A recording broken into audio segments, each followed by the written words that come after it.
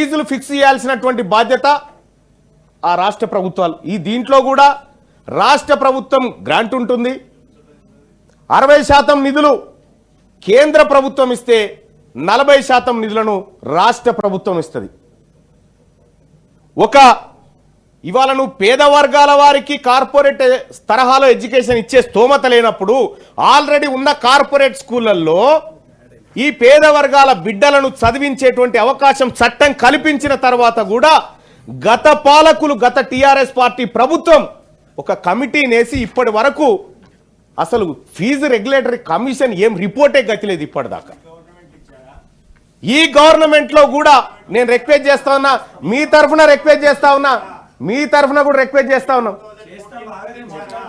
మాట్లాడుతున్నాం కదా, అది కూడా చెప్తాం కదా, ఎందుకు తొందర ఎందుకు, అది కూడా చెప్తాం కదా, అది కూడా చెప్తాం. కేవలం కార్పొరేట్ కాలేజీలతోటి, కార్పొరేట్ వ్యవస్థతోని గత పాలకులు కుమ్మక్కైరు.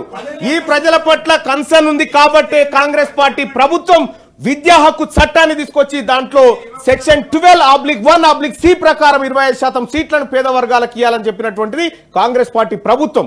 ఇది పేద వర్గాల కోసం ఆలోచించిన ప్రభుత్వం కాబట్టి ఇది తెస్తే ఫీజు రెగ్యులేటరీ కమిషన్ వేసి నివేదిక ఇవ్వకుండా జాప్యం చేసి శ్రీ చైతన్య నారాయణలతోని అంటగాగినటువంటి గత పాలకులు ఈ అంశం పైన మాట్లాడే హక్కు వాళ్ళకు లేదన్న విషయాన్ని 100%